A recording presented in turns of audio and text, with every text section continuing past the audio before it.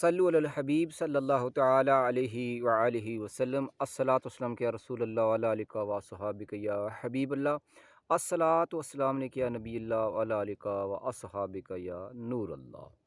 فرمان مصطفیٰ صلی اللہ تعالی علیہ وسلم، جس نے مجھ پر 100 مرتبہ درود پاک پڑھا، اللہ تعالی عز و جل اس پر 100 رحمتیں نازل فرماتا ہے۔ صلو علی الحبیب صلی اللہ تعالی علیہ وآلہ وصحابہ وبارک وسلم علیہم۔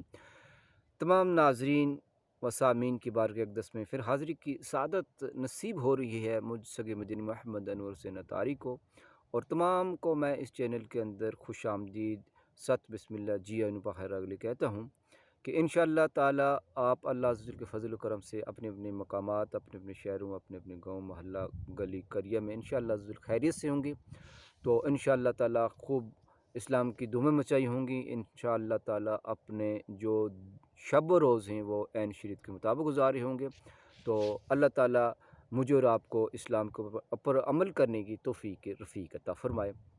آج تمام ناظرین کی بارگاہ اقدس میں ایک پیارا سا مسئلہ آج پھر آپ کی بارگاہ اقدس میں لے کر حاضر ہوا ہوں۔ وہ مسئلہ بڑا پیارا مسئلہ اور بہت ہی ضروری مسئلہ ہے جو ہمارے لیے جاننا ہمارے لیے فرض ہے۔ اس مسئلے کی طرف میرا اشارہ یہ ہے کہ ہم کون سے مسئلے کو لے کے آئیں، وہ ہے شرعی مسافر کون ہے۔ تو پیارے اور محترم اسلام بھائی، اس کے بارے میں جاننے کی ہم کوشش کرتے ہیں۔ علماء کرام فرماتے ہیں کہ شرعاً مسافر وہ شخص ہے جو 57.5 میل تقریباً 92 کلومیٹر کے فاصلے تک جانے کے ارادے سے اپنے مقام اور اقامت مثلاً شہر یا گاؤں سے باہر گیا ہو۔ مسافر کب ہوگا، اس کے بارے میں بھی آئیے ہم جاننے کی کوشش کرتے ہیں کہ محض نیت سفر سے مسافر نہ ہوگا، بلکہ مسافر کا حکم اس وقت ہے کہ بستی کی آبادی سے باہر ہو جائے۔ شہر میں ہے تو شہر سے، گاؤں میں ہے تو گاؤں سے، اور شہر والے کے لیے یہ بھی ضروری ہے کہ شہر کے آس پاس جو آبادی شہر سے متصل ہے اس سے باہر آ جائے۔ پیارے اور محترم اسلام بھائیو، اس کی بڑی تفصیل ہے، بڑی ڈیٹیل ہے جو علماء کرام نے کتابوں میں لکھی ہے کہ اس کا جاننا ہمارے لیے بہت ہی ضروری ہے۔ آبادی ختم ہونے کا مطلب کیا ہے؟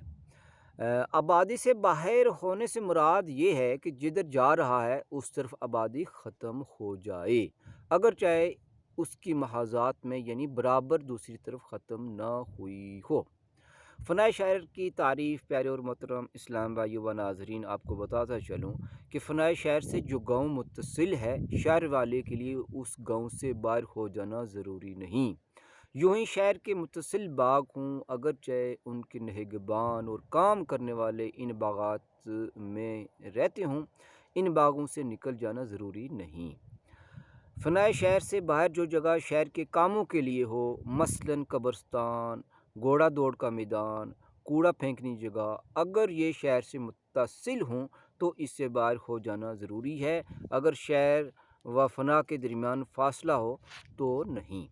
مسافر بننے کے لیے کیا شرائط ہیں، کیا شرط ہے، وہ بھی آپ ناظرین سماعت فرما لیں۔ سفر کے لیے یہ ضروری ہے کہ جہاں سے چلا وہاں سے 3 دن کی راہ یعنی تقریباً 92 کلومیٹر کا ارادہ ہو۔ اگر 2 دن کی راہ یعنی 92 کلومیٹر سے کم کے ارادے سے نکلا، وہاں پہنچ کر دوسری جگہ کا ارادہ ہوا کہ وہ بھی 3 دن یعنی 92 کلومیٹر سے کم راستہ ہے، یوں ہی ساری دنیا یعنی آل ورلڈ کو گھوم کر آئے تو مسافر نہیں۔ یہ بھی شرط ہے کہ 3 دن کی راہ کے سفر کا متصل ارادہ ہو۔ اگر یوں ارادہ کیا کہ مثلاً 2 دن کی راہ پر پہنچ کر کچھ کام کرنا ہے، وہ کر کے پھر 1 دن کی راہ جاؤں گا، تو یہ 3 دن کا راہ کا متصل ارادہ نہ ہوا اور مسافر نہ ہوا۔ وطن کی قسموں کے بارے میں بھی پیارے اور محترم اسلام بھائی اور ناظرین آپ جان لیں کہ وطن کی کتنی قسمیں ہوتی ہیں، یعنی کہ وطن کے حوالے سے جو شرعی مسائل ہیں اس کا بھی ہمیں علم ہونا چاہیے۔ وطن کی 2 قسمیں ہیں پیارے اور محترم اسلام بھائی اور ناظرین۔ وطن اصلی یعنی وہ جگہ جہاں سے اس کی پیدائش ہوئی ہے، یعنی جہاں اس کا بورن ہوا ہے، جہاں اس کا جنم ہوا ہے، جہاں سے اس کو پیدا ہوا ہے، اس کے گھر کے لوگ وہاں رہتے ہیں یا وہاں سکونت کر لی۔ اور یہ ارادہ ہے کہ یہاں سے نہ جائے گا۔ یہ وطن اصلی کی ڈیفینیشن ہے ناظرین۔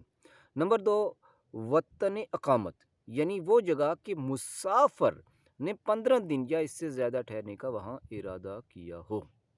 صلو علی الحبیب صلی اللہ تعالی علیہ وآلہ وسلم۔